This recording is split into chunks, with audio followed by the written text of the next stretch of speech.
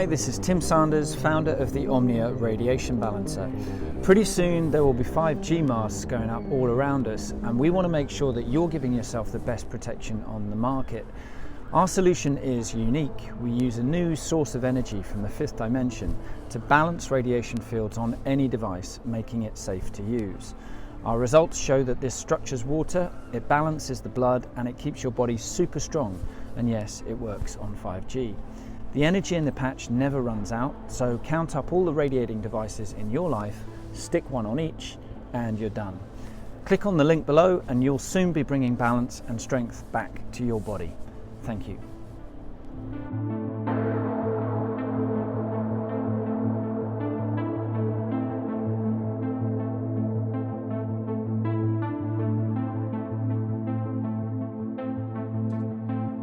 Yo guys, what's up? You're listening to Journey to Truth podcast. Tonight we are joined by our good friend Mason Feary.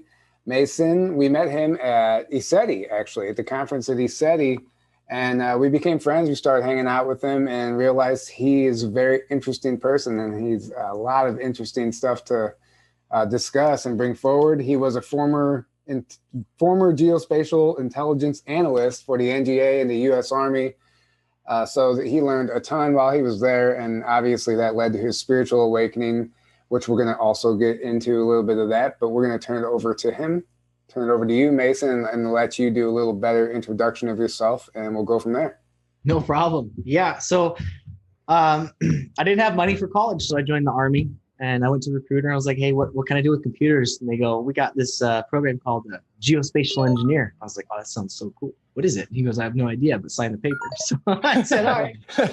That sounds awesome. Sign me up. Yeah. He's like, hey, there's $20,000 signing bonus too. So I was like, oh, even better. So got the signing bonus. Turned out that it was like a 75% fail rate for this class. So entry soldiers going into basic training, they pass it. You had to at least score an 86 on your ASVAB, which is their military test to see if you have intelligence or not. So I scored through that, and I graduated top 3 in my class. And then ever since then, it was my dream to go work at that place I went to school at, which was the NGA, the actual facility. It was just one of the biggest accomplishments, actually getting a civilian job, not only in the military, but a civilian teaching there at the NGA. And I actually, at the same time, was drilling there as a soldier. So I had 2 jobs within this facility, which it's a great accomplishment once you go from reservist to essentially your highest rank of what you can do as any type of position within these intelligence ranks. I was actually under a program that was overseen by the Obama administration when it came to certain aspects of national security. And it's funny because during this time, this is about 2017, our products every month would go to his desk, yet we never got a response, meaning one, he didn't care about our work or he was too preoccupied. And then you can kind of see what happened after that. And this project was pretty big when it comes to nuclear assets. I will say that, tracking them, seeing where they're going, who owns them. And if a president doesn't care about that, what's going around in the world, he's obviously doing something else. So kind of makes sense. But so basically, I was climbing up the ranks. I was making like 40K a year in the Army, basic, specialist. And then I got bumped to 75 for being a civilian. And then the money just kept coming. And as the money kept coming, I started getting introduced to people. I would be in meetings with some head people in the intelligence agency. I actually attended a meeting with Mr. Clapper, who was at the time, I think he was the director of the National Defense Intelligence Agency. I attended a conference at a facility called ADF East, doing some updates on our security and things like that. But as I continued to go forward, I started being approached by some cabinet members of some Freemasons that were basically by George Washington's estate in Alexandria, Virginia. There is the first Masonic Lodge, or one of the first ones. They do have that temple there in Old Town, but they wanted me to meet there. Basically, that's kind of what awoken my eyes, because I was like, well, why is there a club inside of a government intelligence agency? You know, I got recruited previously when I was a recruit in the Army, like, hey, oh, you want to join the Freemasons? Oh yeah, go do this stuff. One of the things he told me is anything you get promised, whether it be money, rank, or power, make sure you get it in writing. And that's the thing that kind of held on to my attention span when I started talking to these people. It's like, how can they promise me those things? I actually remember when I was 23, just here in my hometown, Bremerton, one of them asked me to go visit the temple. And I went to go knock on the door. And then something inside my head was like, go to the back door. I was like, all right, that's kind of weird. So I would walk around, go to the back, and then said, all right, go to the front door. And I got totally tripped out at this point. And I was like, okay, this is kind of weird. I'm not going to do it. So I completely like left, called the dude that wanted me to show up. And he's like, oh, they won't make you do anything you don't want to do. And I said, that's kind of weird. And so I held off. But being revisited in the intelligence agency many years in the future, these people, you know, they don't hold a rank like director. They don't hold a rank like branch chief. They don't hold any positional authority, but they have more authority in those ranks than the actual elected people, just because the people they're tied into. And if you don't agree with what they do or say, they can ruin your career. Actually, a couple of days before I got fired, I told one of my coworkers, he was like, why don't you want to join the Masons? And I said, well, because I don't want to touch little boys and do rituals. And then literally the next day I got fired. Wow. So good for you, though. I mean, good for you. Good for you. But at that time, I had no idea. I was just joking. I was like, because that gave me a weird feeling. So, but I had told this dude, like, yeah, I don't want to do that. And I got fired. So, wow. Yeah. So that says everything you need to know right there. Yeah. Well, these people are different. They, and then learning kind of through my own research, some of the stuff they study, it makes sense why they're infiltrated in these positions. You know, you're starting to learn about higher mental functions in accordance with chakra systems to not only manipulate other people, but to portray an illusion of yourself towards other people.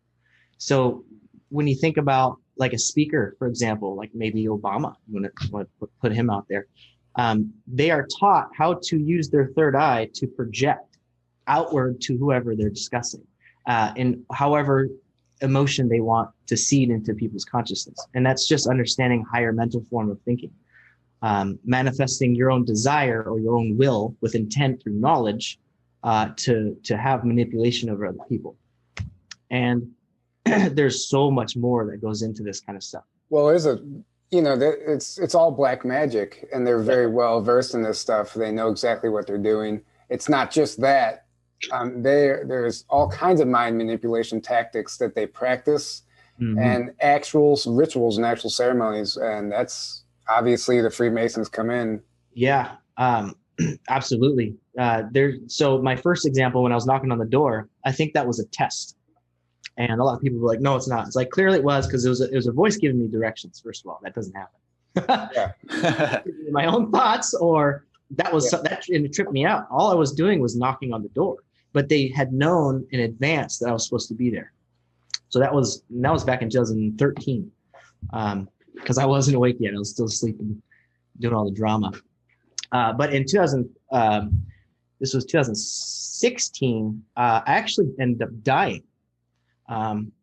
After I was making my ranks, making really, good money professionally, my personal life and my emotional life was just garbage.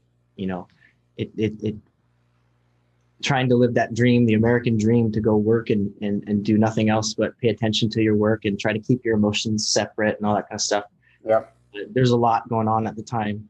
And to kind of fast forward into a story,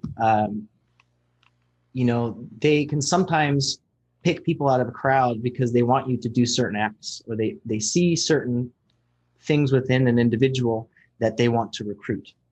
And one of my traits was, and I didn't realize it at the time, but I am very empathetic now, but also I had anger issues and rage issues. I actually identified with the Marvel character Hulk for the majority of my childhood and youth, for good reason. Yeah, for good reason. And when you learn about like Archon energy and what anger is and why they can use that is absolutely dangerous. So one night I actually got really, really drunk and threw a huge party. Earlier that year, my girlfriend and I kind of separated, and kind of messed me up quite a bit because we were together for 4 years, going out to this new place in Virginia. I was like, I got my job. Well, I ended up getting her pregnant. And at the time, I didn't know how detrimental it was, but we ended up agreeing on getting an abortion. And I didn't realize at the time in that decision how much it would have affected me until I started drinking a lot. And I started really drinking. And I started really getting into my emotions. And then all the things that ever happened to me throughout my childhood and young adolescence kind of was at a boiling point. And that night during that party, I was cleaning up. I didn't eat anything. I think I drank about like a fifth of whiskey myself. And you got to remember, I was a semi-pro bodybuilder. So I was like 240 at 5'9". I was a big boy. I face planted on a glass table, cut my arteries in my arm, cut my neck. I woke up covered in blood and went to my neighbor and is like, hey, can you call the paramedics? And then the paramedics showed up. And basically I blacked out. I completely blacked out. And according to what happened is I wrestled with all the paramedics and all the police officers and a couple of firefighters to where they had to put narcotics in me and they killed me. Going back into that moment through meditation now, I realized there was multiple, and I mean multiple energy attachments. There was certain people that wanted me to go a certain way. And each time I kind of tilted into that degree, I would get offered more money. And so at that point, fast forwarding to the day I got fired, on top of all of that pre-existing, because I wasn't healing anything, I went homeless. I was homeless for 6 months. And I had, the only thing that kept me going was my mom. And my mom was into Reiki. She was into spirituality. She was into energy work. And so that kind of woke me up a little bit to a bunch of different things. And then I realized that some of the people that I was talking to are some of the people that are in the news now that are getting in trouble for quite big crimes, or they're affiliated with these type of people. And so basically, I dedicated myself to my own research, looking into some of these things like, well, what is occult? What is it? Sure. The typical questions. And it goes all the way back to Egyptian times. And I started kind of not really poking my nose around in these facilities, but like the Freemason temples, but I started asking questions, doing a whole bunch of research. And I found a huge satanic network in DC where they do some of these rituals. People talk about wet rooms. You ever heard of those? I've heard of it. Yeah, I don't know much. So wet rooms, and they're in every alley in DC. It's a room where they take you and they'll kill you if you basically go against what they say. I got introduced into, because when you're on the streets in DC, it's a pretty tough life. I got introduced into kind of an underground sex type scenario in the middle of DC.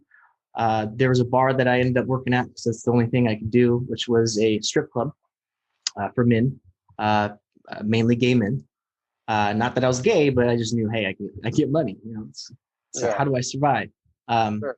And then watching these people and politicians come here, it was kind of weird. But then you understand that these politicians are hanging out with extremely wealthy other gay men. I mean, like extremely wealthy, billion-dollar homes. You start connecting the dots. And I really didn't start connecting those dots till I moved back to Washington. Were there any like names that we would recognize coming through there? Not necessarily. So from when I started working there, from what I was told, there are cabinet members in the old presidential campaign that would attend at this bar. But when I started showing up, those people stopped showing up and other people started showing up. And they actually would try to recruit me into some of this. I mean, here's an example. They'd offer me $10,000 to do some nasty thing.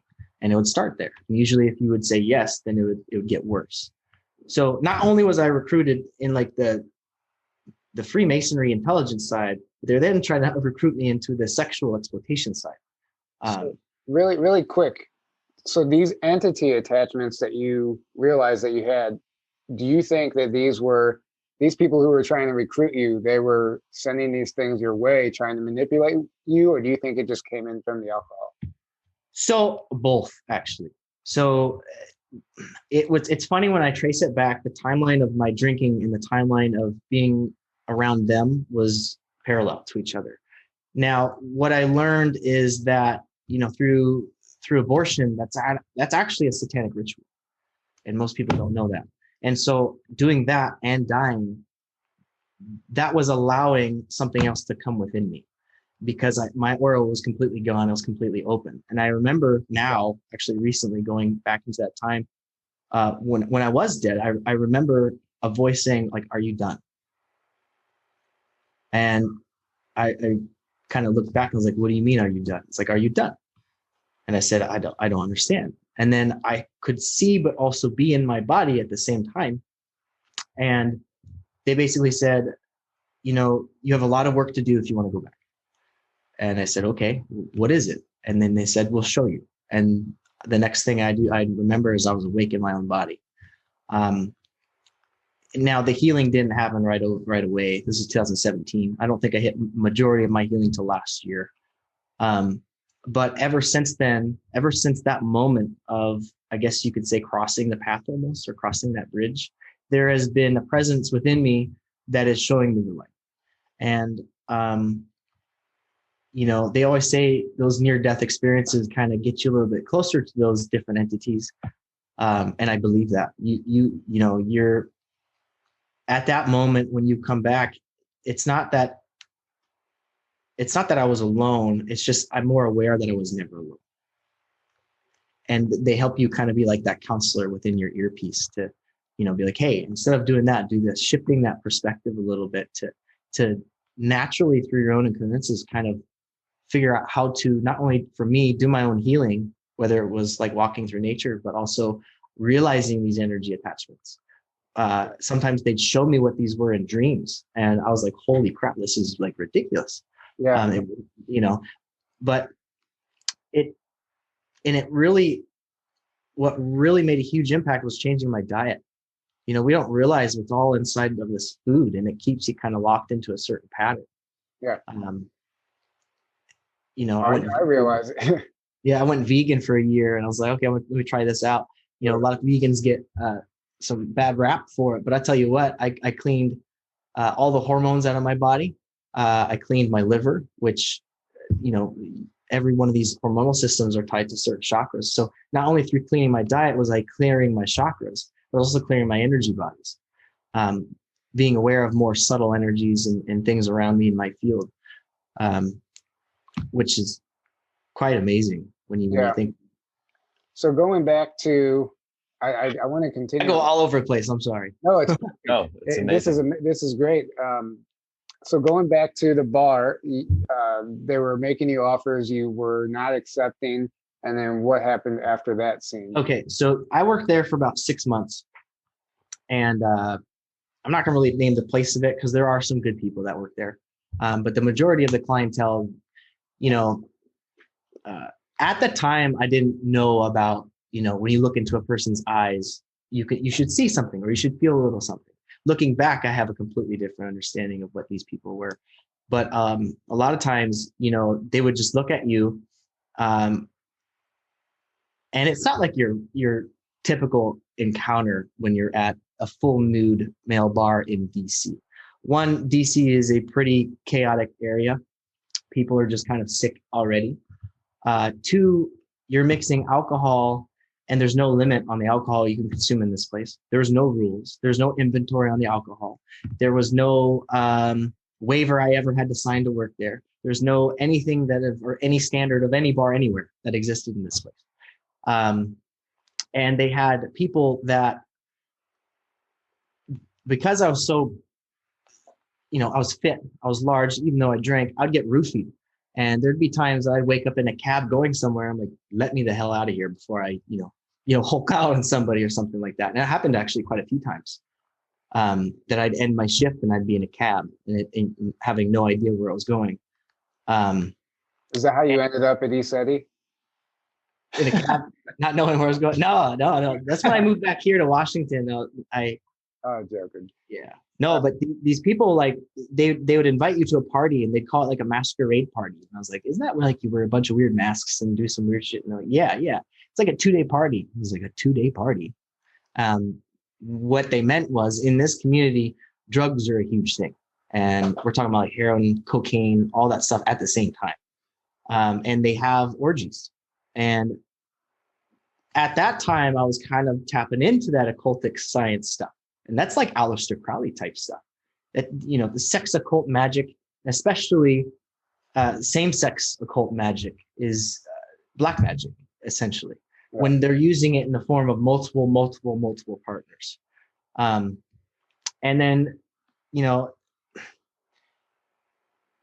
when you're looking at a person, and this is just kind of to go off on a side tangent real quick, when you're looking at a person and the only thing that they're wanting from you is lust, that's not from a good place.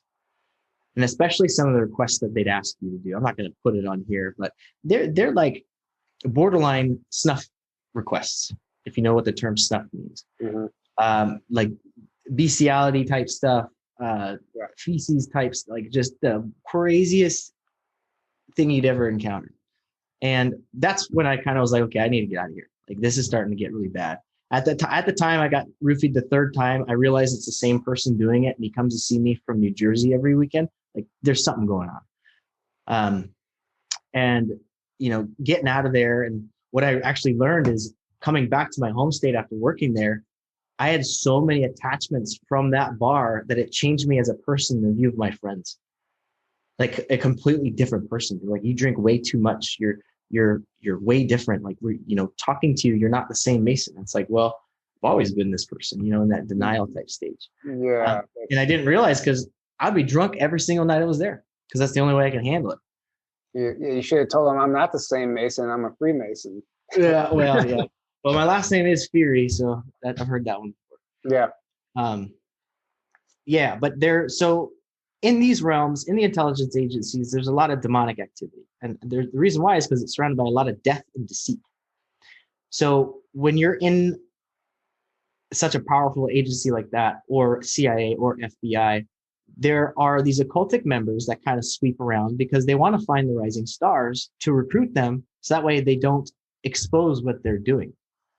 One of the things I actually got the privilege to look into while I was in the high side was 9/11. That was while I was still working. And one of my buddies was a Pentagon police officer at the time. And he said they have a mural as soon as you walk into the Pentagon that has all the high-ranking military and government personnel that were absent the day of 9/11 conveniently. So it's kind of like an internal knowing in these agencies, like, hey, you know, this stuff goes on, but you're not really supposed to talk about it. Right. Nor were you ever supposed to talk about who your politician was that you're voting for in the 2016 election either. Like, they did not allow you to talk about it, and which is weird because that's like your boss, right? Yeah. And once Trump got elected, there was so much reorganization within the intelligence agency. Like, he fired thousands and thousands of people, thousands of projects. As soon as he got in there, bam, budget cut. Oh, what? This was just awarded a 5-year contract and it's gone. Like, you know. Yeah. Well, he fired them, and a lot of people resigned because they knew what they had been doing was highly illegal, and they're jumping ship. They were jumping ship. Some of them, and it wasn't everybody, but the people who resigned were the ones that were specifically designated to spy on the campaign.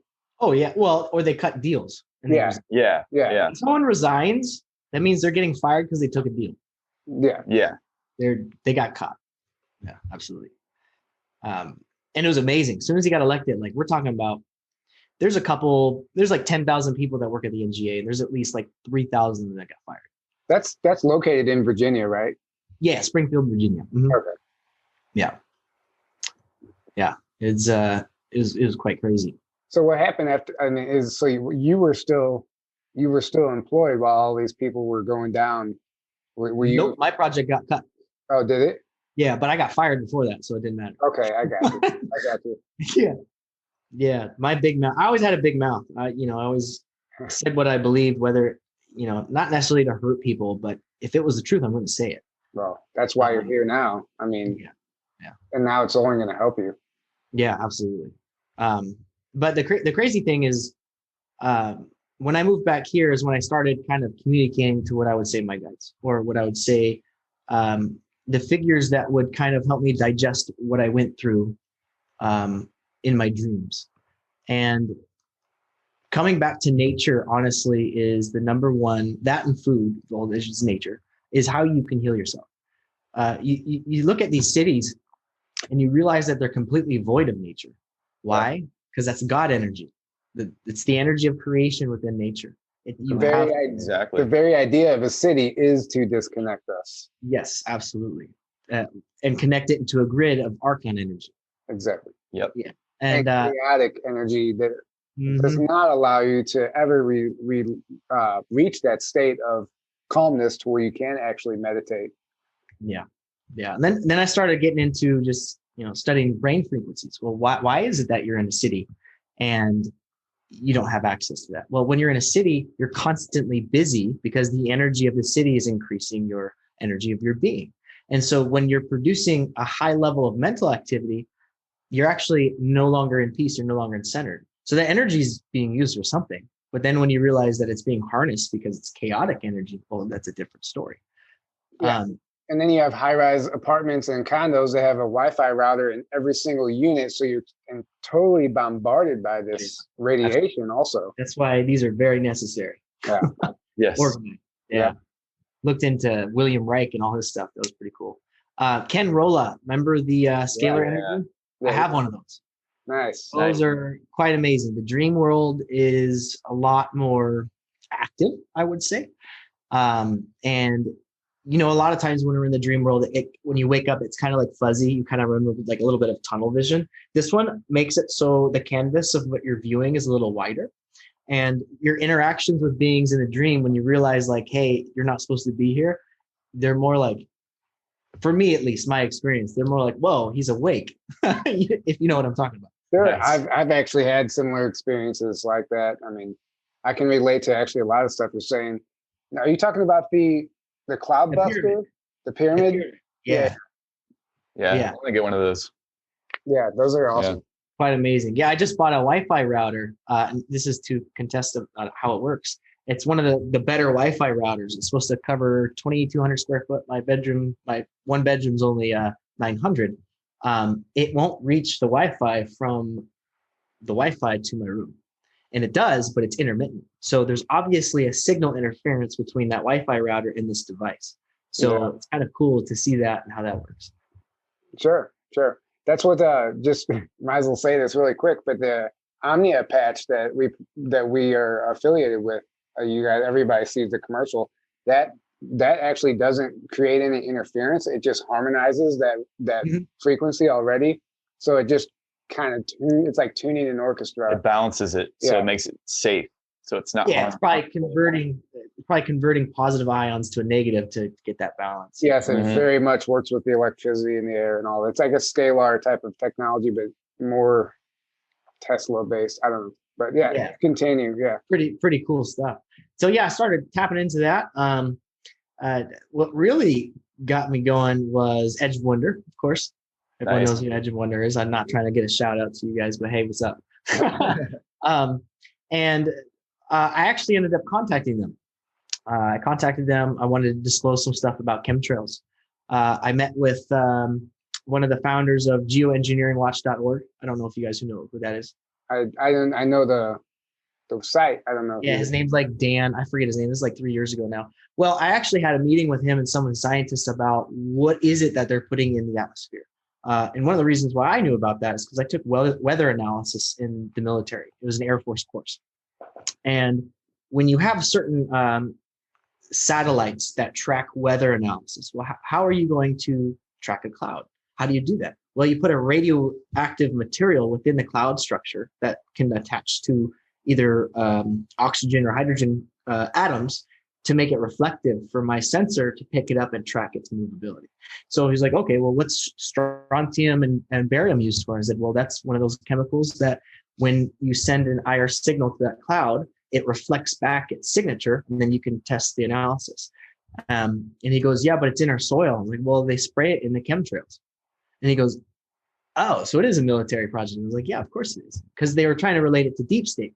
But it's all the above. The deep state has a rogue Air Force connection that does all this stuff, not only for manipulation of weather, but for tracking weather to predict it as well.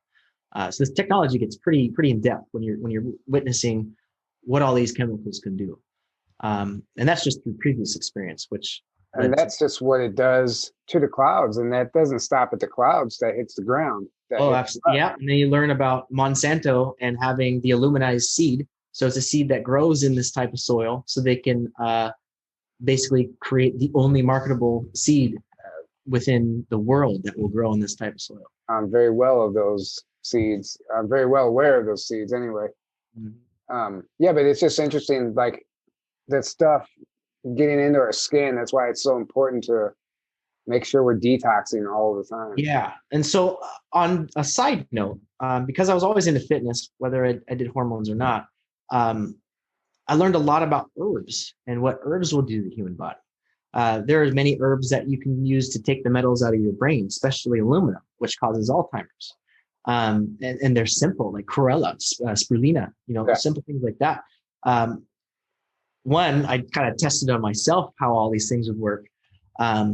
And I guess you could say, from someone that is highly indoctrinated within the military system, the intelligence system, and then kind of being atheist just due to my past and my experiences, when you take these substances and you actually do decalcify your pineal gland, you'll feel it crack. You'll feel it crack, and you'll feel. I've felt that. I have felt that. Mm-hmm. Yeah, and you'll notice that there is a slight hum sometimes, depending on where you're focusing, and that's when you're kind of opening up the DMT within your crystal of your pineal gland and it's starting to vibrate. You'll feel it wiggle, and then sometimes when you get like a real truth, you'll feel it kind of pulsate. And crazy thing, you can't really see this though, but during the time when I was at the bar, I grew a tumor right here. Really? You grew a tumor? Tumor, about the size of a golf ball, right on my third eye. Wow. And I think it was signifying to use it. Yeah, it's very possible. What's going on? Yeah, it was crazy. I had to get it surgically removed because it got pretty big. But these supplements and things, they want you to not have any of these in your diet, and that's why they're depleting all the minerals in our food. They're putting all these harmful chemicals that act as a certain nutrient source, but they totally will shut down cellular reproduction within the body, so you're not even growing normal cells anymore, because they don't want you to have access, which is kind of your birthright, to this information, to what your body and how your body is a tool to pick up a multitude of different information, whether it's physical, emotional, mental. Mental is a huge area if you want to tap into that kind of stuff. And going through these things and modalities and meditations, people, I ask people, do you meditate? And they go, oh, no, I don't want to meditate. So, well, when you're in the shower, do you take a moment to pause? Do you feel the water hitting your body, and do you appreciate the sensations, or are you just too busy that you just want to get down and out, over with? Yeah. And it kind of takes people aback a little bit, and they realize that their lives are so busy that they don't enjoy things anymore. If you can't express emotion, are you even living? Yeah. Like, really. That's true.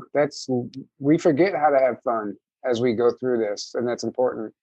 That's very important. Most people are in a very unconscious state, and that's what the cabal, like everything they do, is to keep everyone in this very unconscious state, and then mind control from there. Because then that's where you can be mind controlled, and you can absolutely, you can, whatever programs they put out there, you just take it in, and you're not without a second thought, and then you just think that's your own thoughts, or that's just the way it is.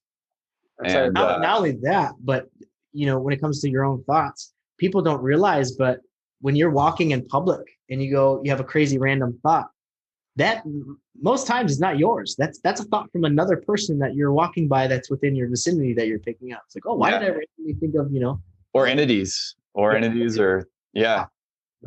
absolutely.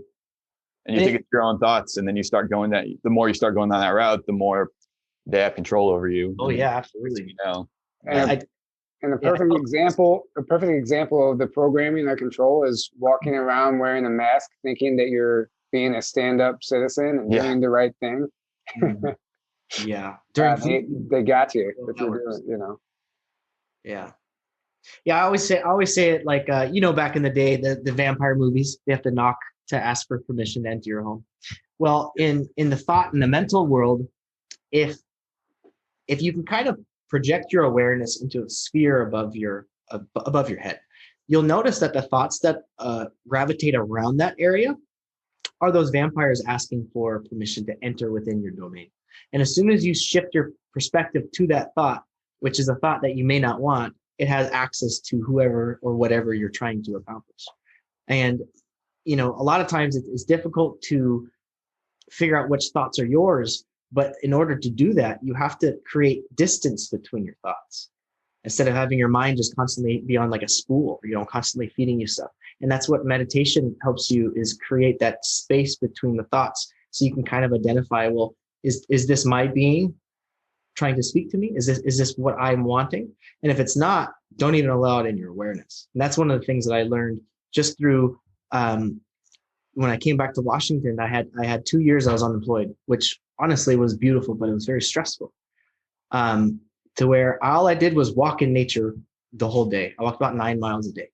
And what it taught me was that no matter the thoughts that were going on in my head, nature still exists and it's still there, operating, in totality to its existence. And it kind of humbles you a little bit that, here I am thinking I'm a human, the most advanced thing on this planet, yet the harmonious union with the planet seems much more peaceful than what I've ever been able to achieve. Just the flowing of the water, the rustling of the trees. And then you kind of settle down in your own being, and you kind of process your emotions a little bit more when you're left to not do anything but do that. And it's doable. Everybody can achieve this. It's just there's certain steps that you have to be willing to take to get there, which is not mainstream. It's not medical. It's not your doctor that's going to help you do this. It's you that has to make the choice to do it. Yeah, dude, absolutely. Fantastic advice. I mean, it's so true. I think you're inspiring me to go spend some more time in nature. Well, it's a different connection. It's pretty cool. Washington's different though. I mean, you guys have been to ECETI. Washington just has that energy about it. Yes, where I'm at, I'm actually surrounded by 3 mountain ranges. So I've got the Olympics, I've got Mount St. Helens, and Mount Rainier, all within my little area. And so I can literally go 5 minutes and I'll be in a trail. And if you've done the work and you have the ability to have that space, just breathing in the fresh air, you have access to higher informational energy in the forest, in the denser areas. And you can tell the difference because as soon as you step out of the city to literally that wooded area, your intuitive hits are like almost automatic. Like, oh, I should go do that for a project. Your creative ability is amplified because you're not suppressed with all the external distractions and energies that are around you. Oh, exactly. Yep. So it's just, it was a beautiful experience to have. And, people talk about regressive therapy. You can do that yourself. You don't necessarily need to spend so much money to do that. You can do research, but then it's shifting that perspective. Something happened to me in the past. Yeah, it was terrible, but who did I become because of that? And because of who I became, how can I help heal others get through those same scenarios? And that's where the power is. If you can get through your darkness and you can use that darkness as a tool to help others, then I think you actually won. Sure. That's so crucial right now, because this is what people need to be doing, because we all have, that's so perfect. Yeah, you take what you went through, what you learned, and you use that to help the people coming up, the people who are still going through that. And this is why what I'm noticing right now, as far as this movement goes, and so many people getting sucked into this information warfare, and they are so caught up and distracted and just obsessed with every little piece of information coming out, that they've totally neglected themselves and what they're doing and who they even are. And it's so easy for me to see what, I'm not trying to say that we're better than anybody. It's just something as I've been calming my mind, I've been noticing, as opposed to not even that long ago, I was right there sucked in it as well. I was there at one point too. Yeah. They're tools. They really are, but they're tools for what the occult would say, the master. Yeah. So with the Q movement, right? It gives people the ability to do all this research, to be aware of a world that they never thought existed or they never would wish to exist. But the problem is your own traumas can then be identified within this movement to where you're not healing yourself. You're spending all your time on this information that is not necessarily out of your control, but it is out of your control in the sense of, why are you spending all your time doing all that? It's good to spread the information, but it's also, there's a trend. The more people that do the inner work, the more the outer world's shadow is exposed. Mm-hmm. Yeah. So the more we look inside within ourselves, because we're all connected, we're just separated by perspective. The more that this darkness is going to fall. This play has already been written. We're witnessing it now. Trump's done with COVID.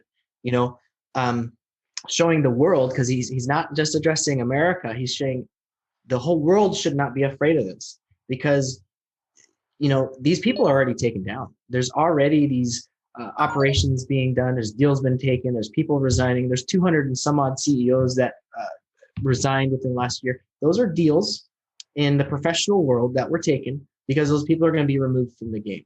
So now us as I guess you call them light workers or way showers, what I think the mode of focus should now be is making sure that we're in check. How are we doing? Because there's a lot going on in the world, and we can pick up those things and sometimes not realize that that's not necessarily what's going on within us, but within our area. And then create opportunities for people to have access to that kind of information. Because on a wide scale, and this is just my observation, I don't mean any disrespect to anyone in the community, but I think if we were to start promoting more healing individually, we will see a faster progression of healing within the planet. Absolutely. Yes. Because in a sense, right now, what we're seeing, what I'm seeing is we exit from the matrix. We exit from one program, and then now you've entered another program that's just as dangerous, actually. Even though even though you're learning about all this stuff, exposing all these criminals and all this stuff, and we are fighting to make a change, it's still another program.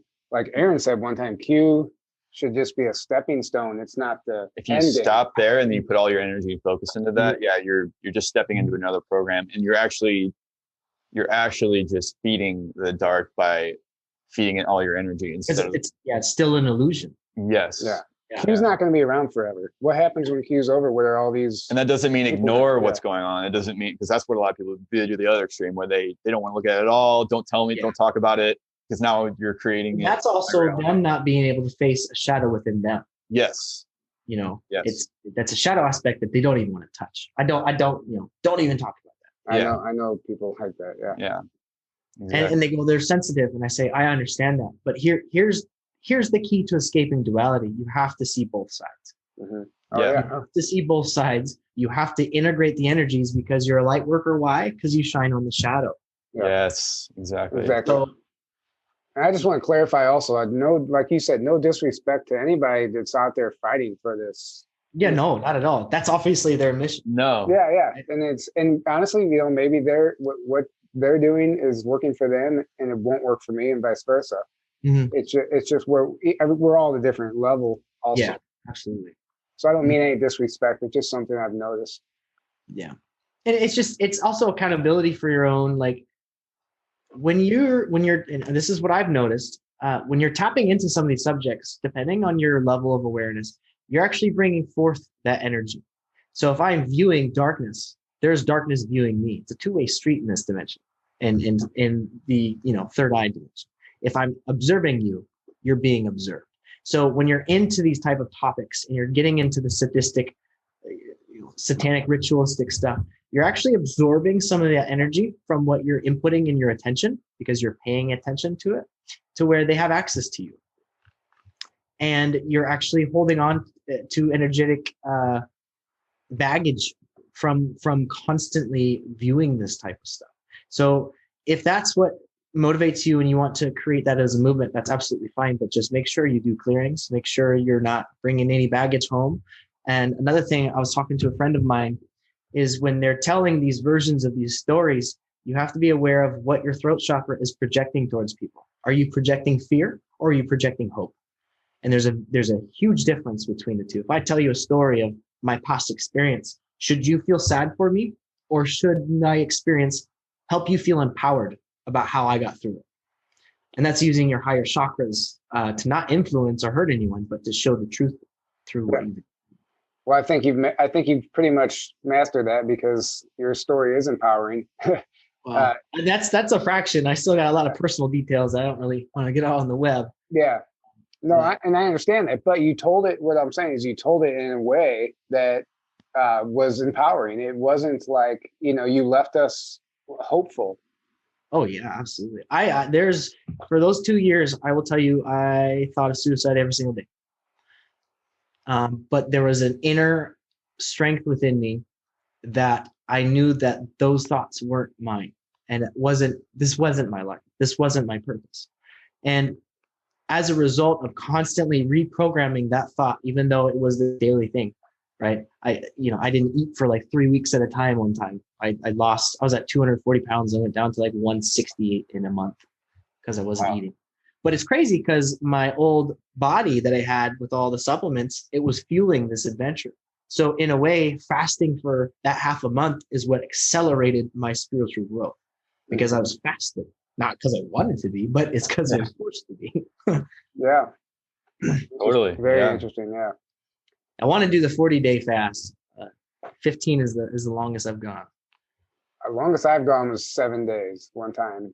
It's quite amazing, isn't it? I had a bacterial infection in my stomach, and I had to basically quit eating for a week. Otherwise it would not. I had to cleanse it. Yeah. And Isn't honestly, it cool that your body naturally does that. And what happened was, I had more energy after the first couple of days. I had more energy than I would have ever imagined. I would have never guessed that I would have felt so good. Mm-hmm. Do you know why that is? I mean, enlighten me. So your body takes in fuel for the physical self. When you're taking in cosmic energy, or what we would call the negative polarity energy, which is this energy in space, your etheric body is being charged at that point. So your body is taking in cosmic energy. You're no longer trying to repair cells. Your cells are repaired. You're taking an infinite abundance of energy. You can live off water and breath alone, because you're charging your energy centers. You're creating an electromagnetic field that will stimulate those cells. So if you wanted to do this permanently, and there's people that have done it for like 20 years, you have to get your body to optimal health before you can create that electric current within your being and no longer need food. There's a lot of people who are like, oh, you can't do that, but there's hundreds of people who have done it throughout many cultures, and it's definitely possible. Yeah.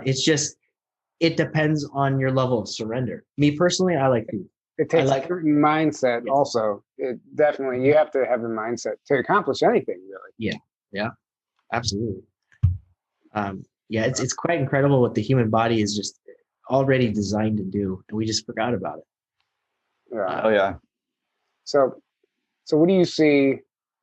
What do you see taking place as far as like the consciousness expansion right now? Like, yeah, obviously we're all doing the inner work, and then you said the inner work projects in the outer work. But as far as just on a worldwide collective, a lot of people have like these crazy numbers, like 80+% of the planet is already awake. And I think that's a high number, but I don't know. What are your thoughts on the so you can be awake, but you can still be lost. Yeah. Right. Do you remember like, you guys awakened quite a while ago, I think, right?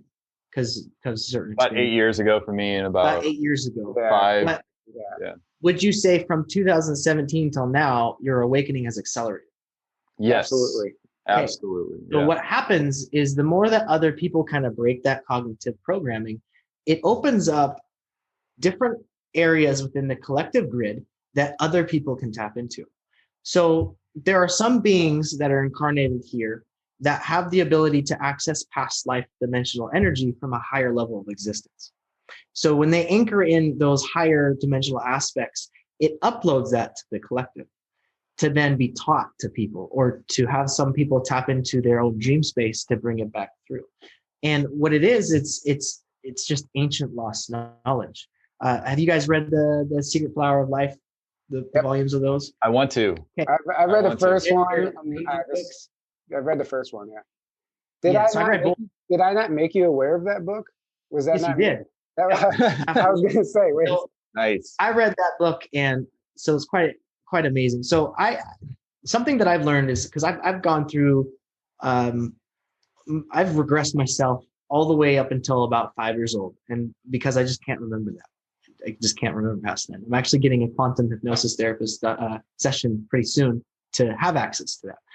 When you create a clear channel throughout your entire existence in this life, it's a more powerful conductor to channel into previous timelines, because your karmic calendar, so to speak, is kind of not necessarily white clear, but you've learned your lessons at the level of what that lesson was provided to you. So when we start looking into, as more people awaken, you're kind of creating a bigger array of interpretations from signals, right? So if there are extraterrestrial races that you're connected to, but there's a larger presence of people on this planet that are awakened, the message will be received more. And the reason why it's more is because your brain waves are functioning at a different level. They produce, the statistic of humans only use 9% of your brains. They want you to use 9% of your brains because you don't have access to attract the information from the cosmos at that point. It's rudimental. It's used for survival, procreation, and basic infrastructure design. It's all that's good for. It's not good for thinking creatively. It's not good for trying to not repeat history, right? Because it's always history repeats itself. Well, because we're thinking the same way. You can't do the same thing twice and not expect a different result, right? Yeah. So there's a lot of people within the community that the healing that they do bring in new kind of insights and like aha moments that help people heal. And what the focus on is, from what I'm trying to understand, is the power truly exists in the higher chakras. But the higher chakras are the ones that are the most attacked. And we can see this through symbolism. We can see this through colors and advertisement. We can see this through chemicals that block your pineal gland. And the reason why that is because the lower chakras channel downwards. It comes from top down. So if you attack the mind, the first, which is the biggest plane in the universe, it's called the mental, the mental realm. It's the biggest one in the universe. Most of the higher dimensional beings operate in that level only. That's why they're not physical vessels. Then you'll start to see like why the world is the way it is. They don't want you to think for yourself. They don't want you to be creative. They don't want you to channel those interdimensional abilities. And to explain it real quickly, you'll get a desire from higher intuition, higher self. You'll see the desire. You will speak the desire. You will feel the desire. You will be the desire, which is the will, right? You will experience the desire, sacral chakra, and you will feel and live the desire, what is your root chakra. So it comes top down. So if we have traumatic experiences that scar us and we can't think about those things, you're blocking your connection from ever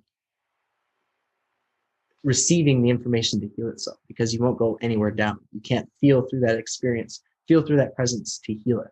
You have to use your entire system to heal your body. And unfortunately, we're taught the 7 chakra system. Are you guys familiar with the 13th chakra system? Oh, yeah. Yeah. So the 13th chakra system is what the ancient Egyptians used to use.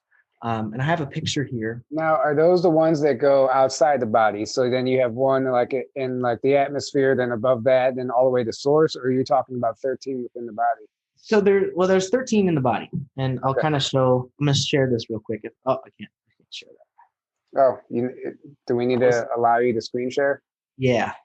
How do we do that? Or I can send it to you and you can screen share it. No, hang on. We can do this. 1%. Is Oh, it? there. Oh, there we go. Now try it. You should be able to. Okay. How are we doing on time? You're good. You got plenty of time.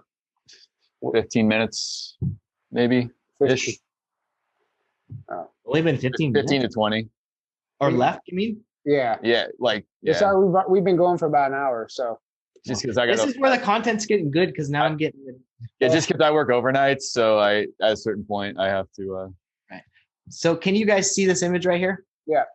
Okay. So these are what are called the 13 energy chakras, and they are they're ethereal ones. People talk about the well of dreams being at the base of the spine and all that kind of stuff.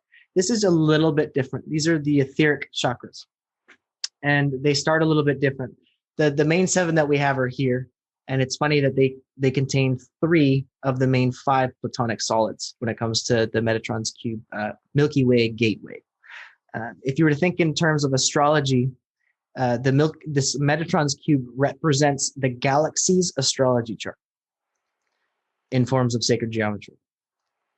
So we have the Earth gateway, which is the core of the Earth star, which kind of is the crystalline grid, if you want to think of it that way. These are represented by beings. You know, the names can be whatever you want them to be, but they're kind of represented by different beings. And then we have all the chakra systems and their associated beings with the ones. And I think we're all familiar with Gabriel, Chamuel, Uriel, and Metatron himself. Yeah. So when we kind of look at these chakra systems and you identify what these are, you have a different understanding of what it means to be kind of human.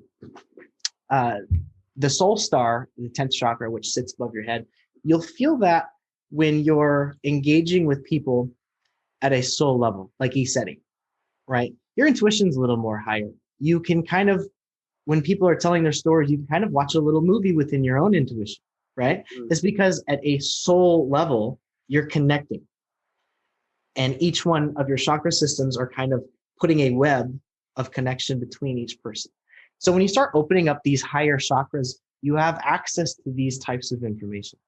You have the ability to gain higher cosmic knowledge through these chakra centers. The stellar gateway, which is the 11th, is also known as the divine feminine chakra. That is the access to the cosmic feminine nature. The 12th chakra would be the divine masculine. Not saying that 12 is better or 11 is, lesser. It's just how they're kind of arranged there. And that will gain the access to the masculine presence, the solar essence of the cosmos. When we go up higher to the 13th chakra, that is, if you were to relate as a physical energy, that is the chakra of our galaxy. And what that will do is that will give you cosmic truths. That will give you truths of who you are as a star lineage. That gives you connection to your Akashic records. That gives you access to many different lifetimes on different areas. And these are all chakra systems that you can use as well as the ones physically in your body. They're just not taught. They're not taught in mainstream spiritual science or metaphysical science, but they do exist. And when you mess with them, you'll have profound experiences. Not only in meditation, though. That's where the thing gets different. A lot of people say they have to experience these things in meditation.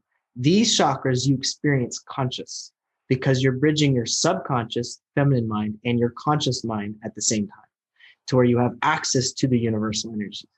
And that's actually something that I'm getting ready to teach, how to experience these things and how to increase intuition, but more so synchronistic intuition, meaning a lot of people will encounter synchronicities, but are they manifesting what you want? Or is it an unconscious manifestation, and how to tell the difference? It's just having a higher perspective. Think about it like sitting a couple stages above you, watching the people within your sphere and your world, but watching how these positions are orienting themselves. And so these are tools to help us get back to where we want to go through ascension, which is one of the main parts of expanding your consciousness, is having access to these energies. Yeah. And it's interesting you brought up the synchronicities, because that's something that has always troubled me since I learned about synchronicities.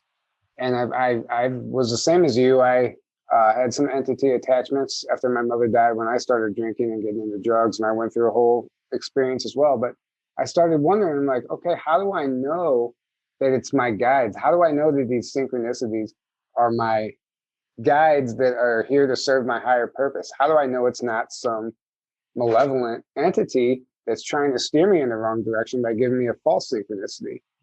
The easiest key is to know that your inner reality is expressed through your outer reality.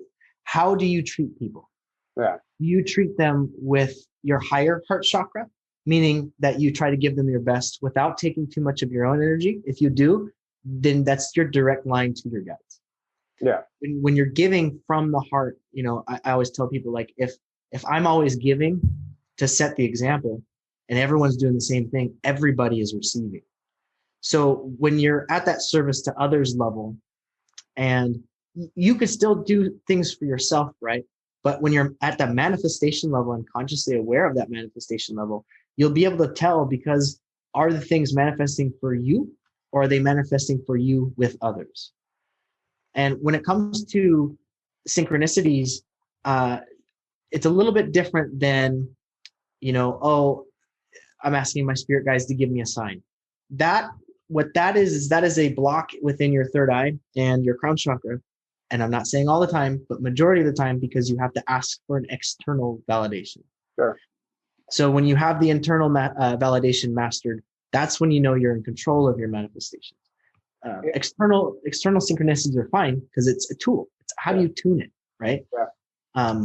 I have a theory also that, like going through the awakening, when I first started experiencing a lot of stuff, it was like they were allowing me to see an entire different reality. I was having these crazy experiences I couldn't explain. Nobody would believe me even if I told them. The synchronicities were off the charts. I mean, I couldn't, it was like I just entered a whole new world. And then I eventually got to a point and it seemed like a switch was flipped and it all stopped. And I think that's where we're supposed to take over. I think you discover this stuff. They show you this world, this reality that exists. They let you know it's there. They let you know it's real, and they make sure that you are aware of its tangibility. And then they shut it off and say, okay, how bad do you want to reach that? How bad do you want to get back to this way of living? And it's up to you to reach that again. And that's my theory anyway. I think that's why it stopped. Like, now it's my turn to put in the work and do the shadow work and learn what I need to do and enhance myself and grow and develop to be able to have these experiences again. And yeah, absolutely. Well, but that's absolutely 100% true. But you also have to look in the terms of cosmic energy. So if we go for 2018, for example, 2018 was the 11 year. 11 means manifestation. If we all look at 2018, that was kind of a powerful year to get stuff on that ball rolling. So it's because the planetary alignments, where they were going to and where they're at now, will influence, either depending on who you are, your manifestation ability. But then also, because you're in a certain vibration, right? Oh, things are going good. Things are going good. You're more grateful. And gratitude is where manifestation hits its grounding and creates its physical presence. So they do give you a glimpse, because why would you can't just go shooting in the dark for all of your existence and not have anything to look forward to. But what it does is you have now reached a different level of karmic repercussion, right? So initially, before the awakening, karma happens to you. But now at the awakening, there are certain people that aren't necessarily void of karma, but they don't experience it unless it's a positive karma because of what they're giving out.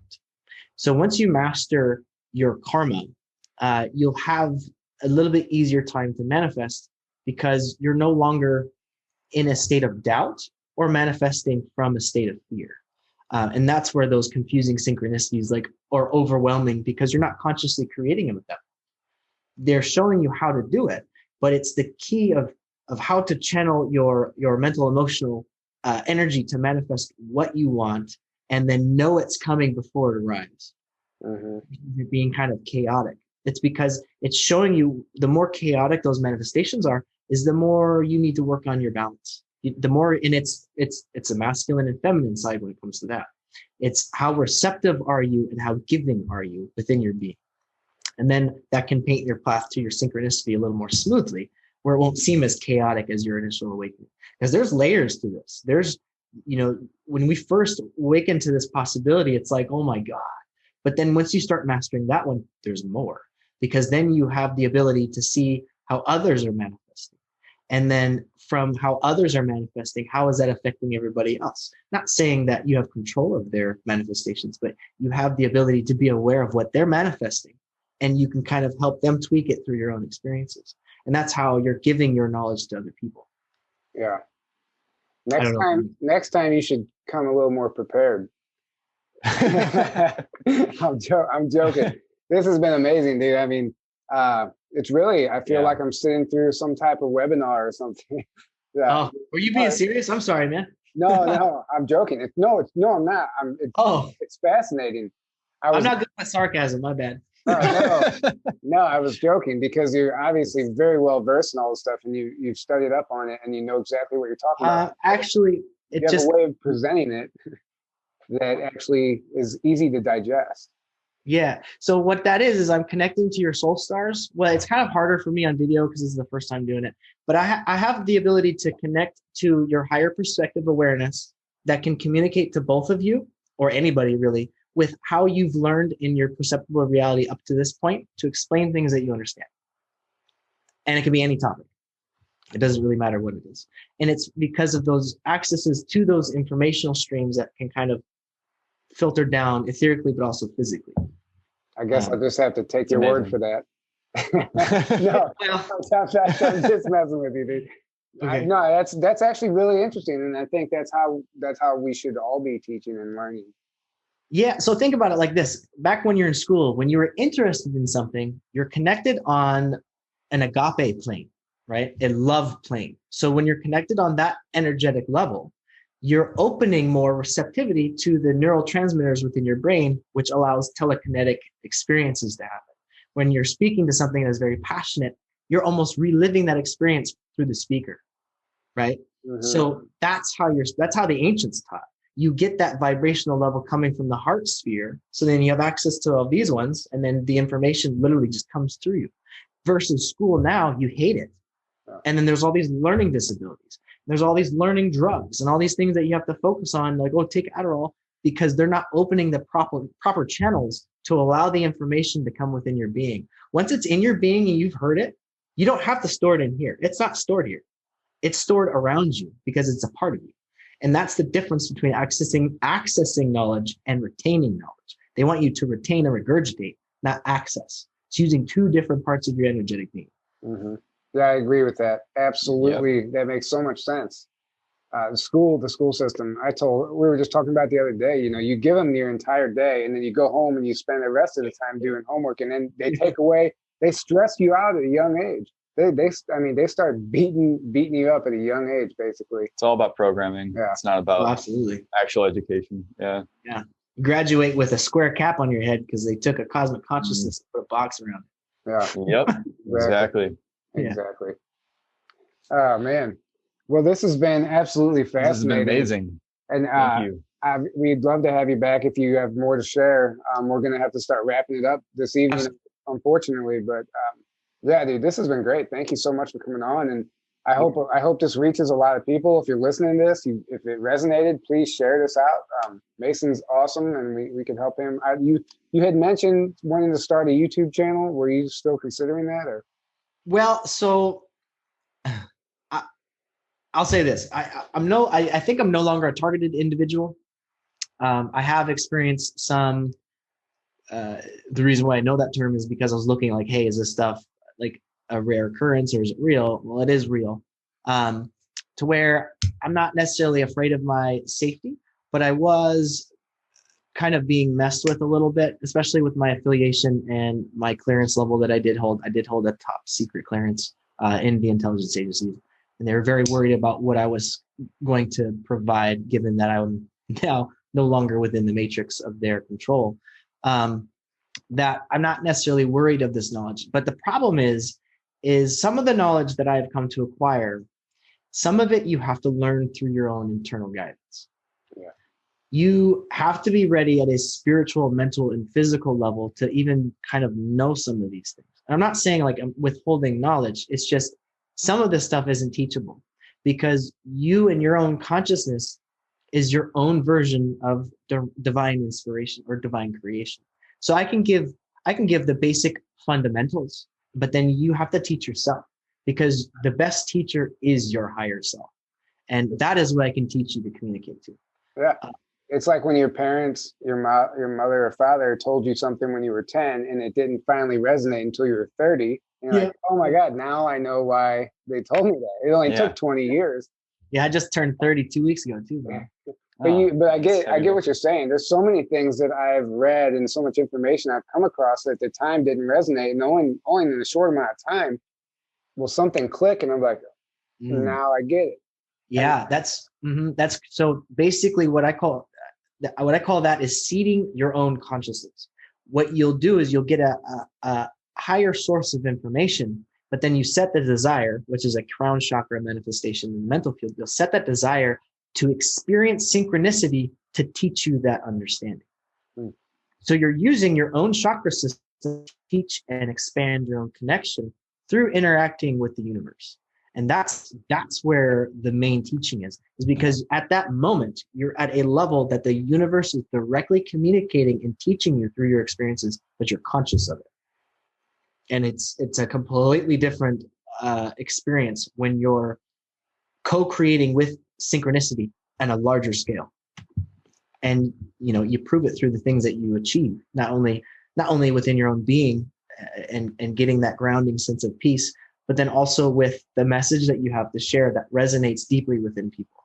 Yeah. Right. Absolutely.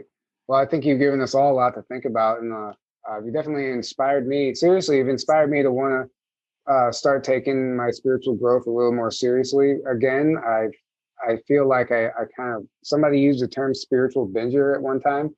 I go real heavy and then I'll step away for a little bit. I just think that it's time for me to step back into it a little more. So I appreciate everything you said because it really gives me a lot to think about. And I'm sure everyone listening too. Yeah, absolutely. It's I don't watch TV anymore. I can't. I don't. All I do is I read. I listen to music, and I meditate. Once you get all those distractions aside and you fully integrate your experience and you honor your experience, you have a much different viewpoint on reality. It's kind of more like it's like living the dream, but you're consciously in control of it. I can go through my day because when you carry a mental like signature with you, you're carrying your reality in your space. So when you want only things that you desire, you're attracting the only things that you desire. You're creating experiences that you won't have to go stupid vibration down to go speak negatively to someone unless you're attracting that. You have complete and total control of your synchronistic events. You're not going to yell at anyone. You're not going to get in a car accident. You're not going to have to worry about being shot because your vibration won't allow it. And the universal energies that you're creating, your synchronistic events, will not allow it. And I can contest to that because I've been in some pretty crazy scenarios where bad things should have happened, but because those thoughts never knocked on my door, they never manifested. Yep. These things that you don't want, don't let them in. Yeah. They have to use your power to even manifest anyway. So it's beautiful. It's so interesting. You said, you won't get shot because you're at a certain level. I always wonder that about guns, and a lot of people are not going to agree with this, and it's a very unpopular opinion, but I always thought, like, if you feel like you need to own a gun, you're already manifested somebody. You manifested the possibility. Yeah, maybe you're afraid somebody's going to break into your house, so you go buy a gun to protect. And then somebody tries to break into your house, you have the gun, and you think, oh, thank God I went and bought this gun, otherwise I would have been killed. Yeah. But maybe by buying the gun for that exact reason, you manifested that situation. Possibility. Depends on the level of awareness and energy you put into that, but absolutely. Yeah. So if you don't want to, or if you don't wish to experience something that I call under the heart chakra level of experience, it doesn't even exist in your thought. You're aware of it, right? Like guns exist. People can shoot you. But the more you're paranoid about it, think about all the stuff that happened in your life prior to your waking. The more you thought about stuff you didn't want, what happened? Yeah. There you go. So you sure you didn't want that? Like, yeah. Well, like you said earlier, your outer reality is just a reflection of your inner.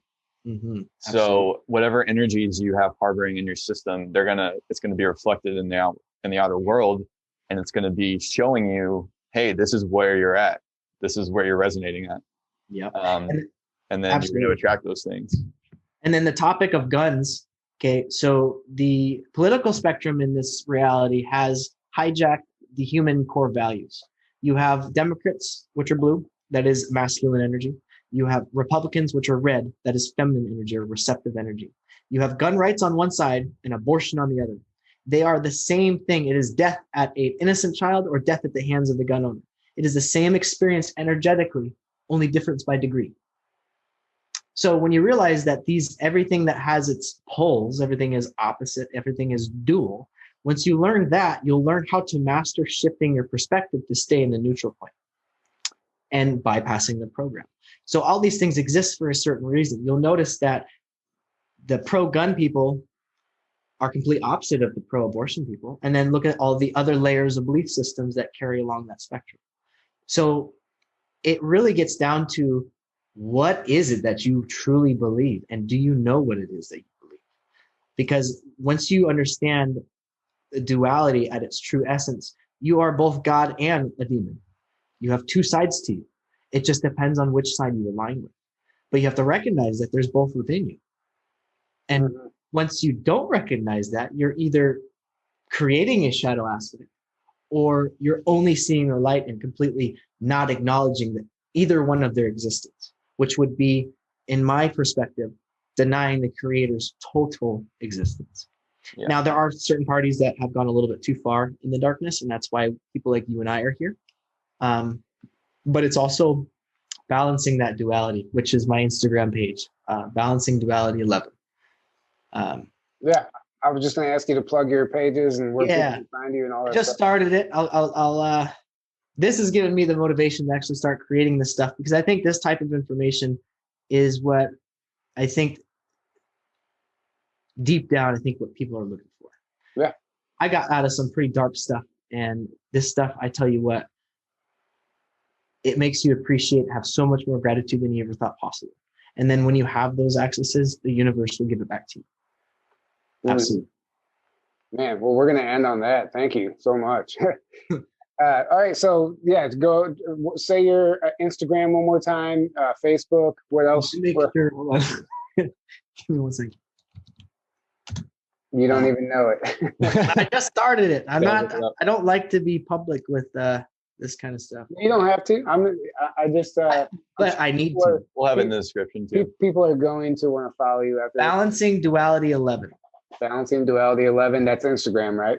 Yes. And then just Mason Feary on Facebook. Yeah. Mm-hmm. Right on. Yeah. Yeah, I'm going to be giving out some tips onto how to understand kind of the game of reality on a little bit higher mental plane. But I'm going to try to explain the occult knowledge, which is how all these people do this stuff, in regular terms, to consciously recreate your ability to be a co-creator here. Well, after what I heard today, there's no way you could fail, man. I think it's a win-win if you pursue that path. So yeah, we'll be looking forward to a lot more from you. Yeah. And, can't wait, man. Yeah. Thank you. I appreciate that. Well, we're gonna. You're like the third people I've ever actually talked to about this stuff. Nice. Well, it'll be. Well, next time we talk will be like the 3,000th person. Yeah. So anyway, yeah, you guys, thanks for listening. Make sure you head over to Mason's pages. Go check him out. Go follow him. I'm sure it'll be a lot more coming from him. Don't forget, we have our Omnia patches like we were talking about earlier. They do work. They're provable. If you don't believe it, buy it and test the hell out of it, because they do work. It has changed my life. It got rid of my migraine headaches. I didn't realize that this radiation was causing these headaches. Neither did any other doctor in the world. I had to figure it out on my own. We have t-shirts. We have new designs available. TeeSpring.com. The link is below. We have some Trump t-shirts we just made for, pre-election, post-election, whenever. Go check it out. And yeah, please. And everybody, once again, thank you for the donations we've been getting. Yes, My thank gosh. you. Thank you guys so much. It does not go unnoticed. We appreciate every single one of them. Thank you all. You know who you are. And I believe that's it.